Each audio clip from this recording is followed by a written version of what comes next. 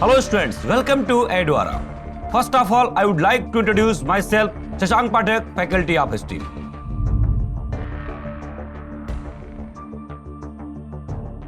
दरअसल जिस समय हिंदुस्तान में सामंतीय राज व्यवस्था स्वतंत्र शासक का रूप धारण कर रही थी, हिंदू धर्म को बढ़ावा मिल रहा था, इसके साथ ही साथ अन्य संप्रदाय के लोग भी अपने तरीके से अपने संप्रदाय का विस्तार कर रहे थे, उसी समय अरब प्रायद्वीप में एक नए धर्म का उदय होता है।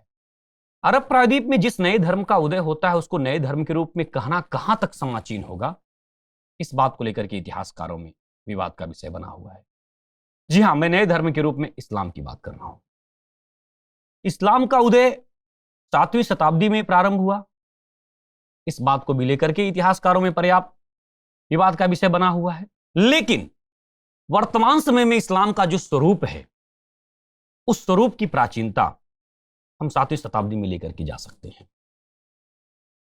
जिस तरह से इस्लाम में रीति रिवाज, धर्म, एक ईश्वरवाद की संकल्पना, मूर्ति पूजा का विरोध, इन सब चीजों को हम लोग देखते हैं, उसकी प्राचीनता हम 7वीं शताब्दी में देख सकते हैं। खैर, इस बात को आपको विशेष रूप से ध्यान देना होगा कि इसकी प्राचीनता कब तक जाती है, इस बात को लेकर के मैं बात नहीं कर रहा हूं। एक और बात, जैसे जैन धर्म की हम लोग बात करते हैं, जैन धर्म की प्राचीनता की अगर हम बात करें तो इंडस वैली सिविलाइजेशन, सिंधु घाटी की सभ्यता तक देखी जा सकती है। लेकिन जैन धर्म का उत्थान महावीर स्वामी के समय काल में हुआ, उन्होंने जैन धर्म को पराकाष्ठा पर पहुंचाया। ठीक उसी तरीके से आज जो इस्लाम का स्वरूप है, इस्लाम का विस्तार, इस्लाम में धर्म और इस्लाम में सबसे महत्वपूर्ण योगदान अगर किसी का रहा तो पैगंबर हजरत मोहम्मद साहब का।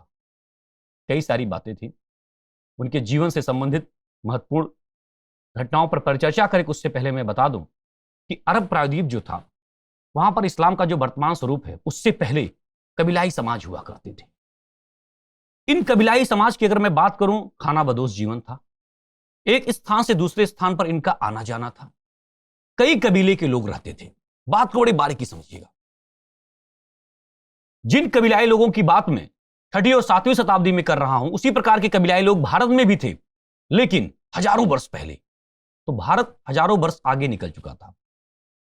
आप यहां पर देखेंगे कि जिस समय अरब प्रायद्वीप में कबीलाई लोग अलग अलग टोली बना करके रहते हैं, एक स्थान से दूसरे स्थान पर जाते हैं, उस समय भारत में चक्रवर्ती सम्राट हुआ करते थे। लेकिन कहानी कुछ इस प्रकार से, बात हम अरब प्रायद्वीप की कर रहे हैं। तो जो कबीले होते हैं, उन कबीलों का अपना एक सरदार होता है। तो अरब में भी कई कबीले हुआ करते थे, अरब के आसपास के क्षेत्रों में।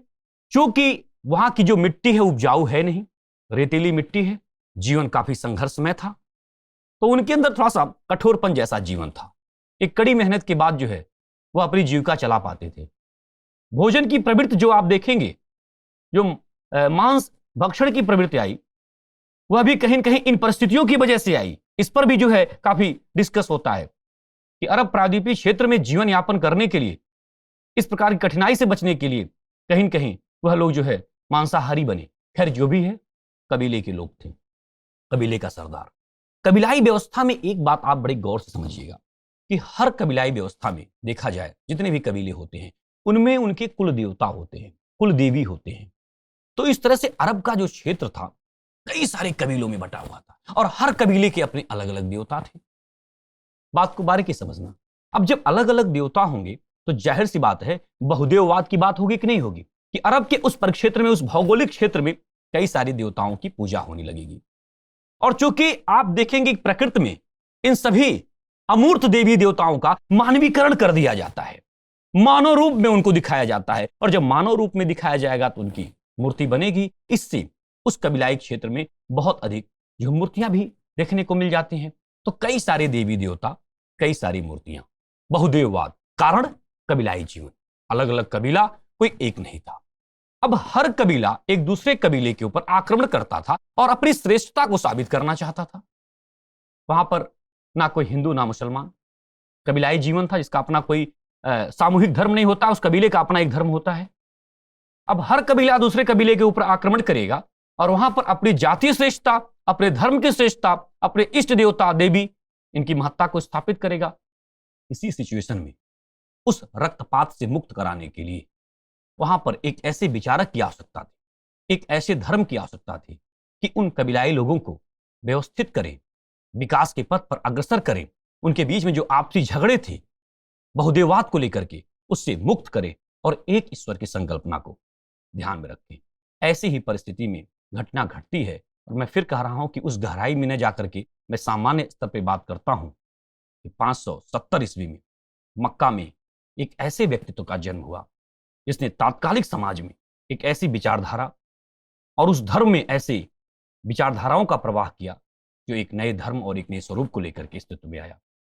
वर्तमान समय में पूरे विश्व में उस धर्म के मानने वाले लोगों की संख्या बहुत अधिक है। हालांकि कई सारी महत्वपूर्ण बिंदु हैं जिस पर हम लोग परिचर्चा करेंगे, लेकिन उस व्यक्तित्व की बात कर लें जिसने उस धर्म को धीरे धीरे अग्रसर किया। जी हाँ, मैं बात कर रहा हूं पैगंबर मोहम्मद साहब की। 570 ईस्वी में मक्का में इनका जन्म हुआ। पिता अब्दुल्ला, माता अमीना। आप देखेंगे इनके चाचा अबू तालिब, जिनका इनके जीवन पर बहुत गहरा प्रभाव था। पत्नी खदीजा, पुत्री के रूप में फातिमा के नाम का उल्लेख है, दामाद के रूप में अली के नाम का उल्लेख है। कुछ और महत्वपूर्ण बातें हैं जो मैं बता दूं, फिर इसके बाद लिंक करके हम इस बात को विस्तार से बताएंगे। कहा जाता है कि 610 ईस्वी में इनको जो है खुदा का संदेश प्राप्त हुआ। एक पहाड़ी है जिसका नाम हीरा पहाड़ी है, तो इस बात को भी आप ध्यान रखिएगा, मक्का में है ये। यहां पर इनको खुदा का संदेश प्राप्त होता है। कैसे प्राप्त होता है उस पर भी हम बात करेंगे। खुदा के संदेश को किसने दिया इनको, इसके बारे में भी कई सारी महत्वपूर्ण बातें हैं। उनमें से एक फरिश्ता का नाम उल्लिखित है, जिब्राइल। तो जिब्राइल द्वारा इनको खुदा का संदेश दिया गया और आगे की बातों में जो संदेश इनको प्राप्त हुआ, उस संदेश के आधार पर जब इन्होंने एक धर्म के स्वरूप का आवरण बनाया, तो यहां पर उन कबीलाई लोगों के द्वारा जहां पर अलग अलग देवी देवताओं की पूजा हुआ करती थी, उनके द्वारा इनके ऊपर तरह तरह के आक्षेप लगाए गए, प्रहार किया गया।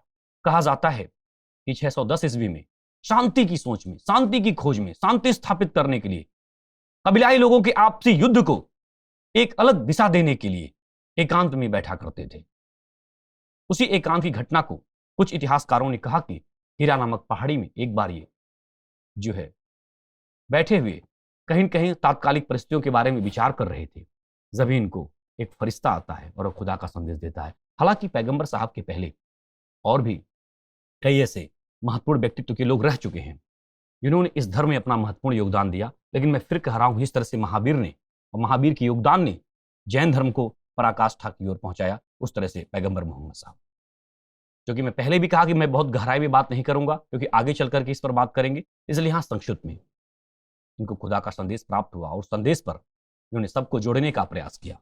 और ऐसी परिस्थिति में निश्चित रूप से समस्या इनके सामने आएगी। उसी में कहा जाता है कि 622 ईस्वी के आसपास इनके ऊपर जानलेवा हमला हुआ।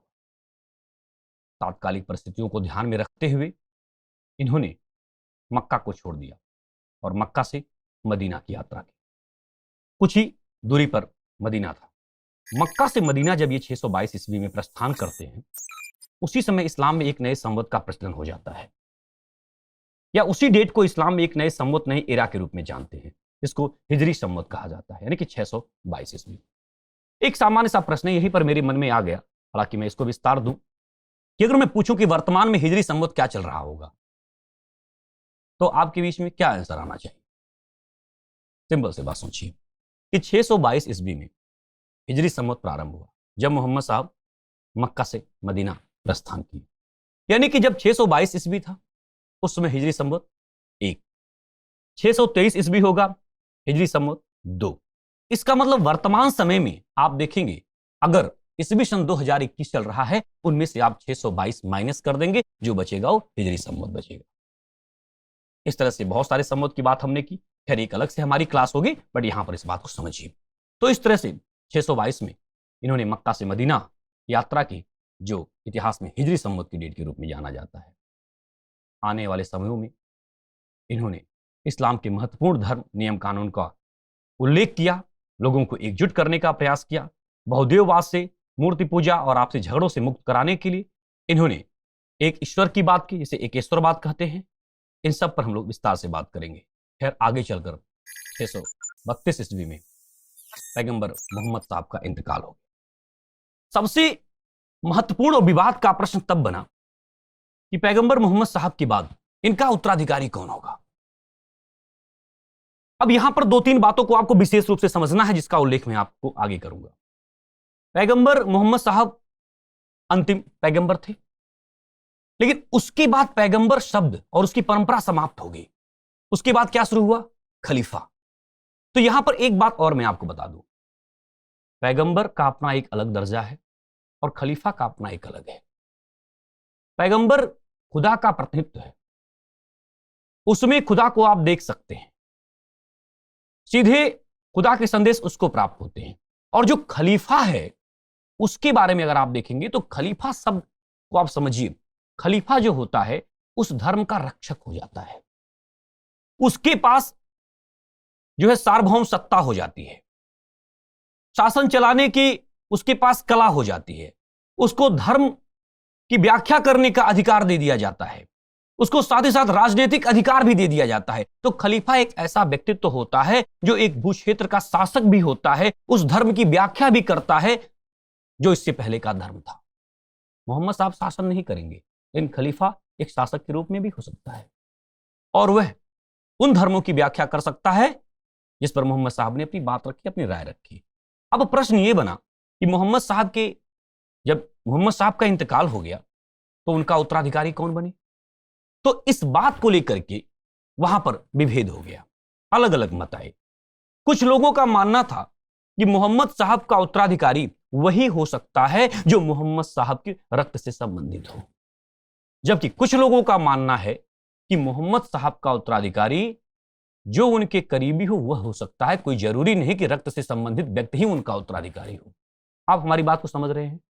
एक वर्ग ऐसा था जिसने कहा कि रक्त से संबंधित लोग ही उनके उत्तराधिकारी होंगे, यानी कि वही खलीफा होंगे, वही उस धर्म की व्याख्या करेंगे, क्योंकि धर्म की व्याख्या करने वाले लोग भी तो होने चाहिए ना। और दूसरा वर्ग क्या कहता है कि नहीं, धर्म की व्याख्या या मोहम्मद साहब का उत्तराधिकारी वह कोई भी व्यक्ति हो सकता है जो उनके करीब रहा हो। इसलिए कहा जाता है कि यहां पर इस्लाम धर्म में दो वर्ग बन गए। आप समझ गए होंगे मैं बात कर रहा हूं शिया और सुन्नी की। चलिए थोड़ा सा इस पर हम बात कर लेते हैं। कहा जाता है कि पैगंबर हजरत मोहम्मद साहब की मृत्यु के बाद उत्तराधिकारी पद को लेकर के वैचारिक मतभेद प्रारंभ हो गया। दो प्रकार के वैचारिक धाराओं ने जन्म लिया, जिनमें एक विचारधारा के अंतर्गत लोगों का मानना था कि मोहम्मद साहब का उत्तराधिकारी उनके रक्त से संबंधित हो, जबकि दूसरी विचारधारा का क्या था कि मोहम्मद साहब का उत्तराधिकारी उनका अपना नजदीकी कोई भी हो सकता है। इस प्रकार इन विचारधाराओं के आधार पर इस्लाम दो संप्रदायों में विभाजित हुआ, शिया संप्रदाय और सुन्नी संप्रदाय।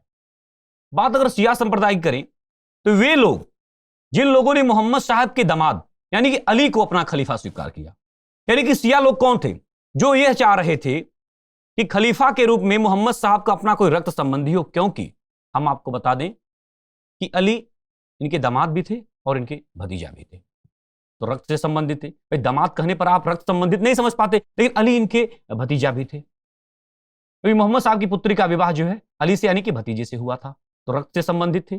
तो शिया संप्रदाय के जो लोग थे वह यह चाह रहे थे कि अली खलीफा बने। अली के पहले तीन खलीफा हुए, जैसे आप देखेंगे अबू बकर, उमर और उस्मान, तो ये इन तीनों को खलीफा के रूप में नहीं स्वीकार करते हैं। जबकि सुन्नी संप्रदाय के लोगों का क्या था कि मोहम्मद साहब का नजदीकी कोई भी खलीफा बन सकता है। तो सुन्नी संप्रदाय के लोग जो थे वह किसी भी व्यक्ति को खलीफा स्वीकार कर सकते थे जो उनके नजदीक रहा हो। तो यानी कि अली से पहले अबू बकर, उमर, उस्मान ये खलीफा हुए, उसके बाद अली। तो जो शिया संप्रदाय के हैं वह मोहम्मद साहब के बाद अली को खलीफा मान लेते हैं, जबकि सुन्नी संप्रदाय के लोग उनका कहना कि अली से पहले तीन और खलीफा हो चुके हैं। कहीं न कहीं आगे चल करके इन विचारों की लड़ाई इस कदर फैल गई कि आज भी शिया सुन्नी के मध्य इस वैचारिक मतभेद को देख सकते हैं।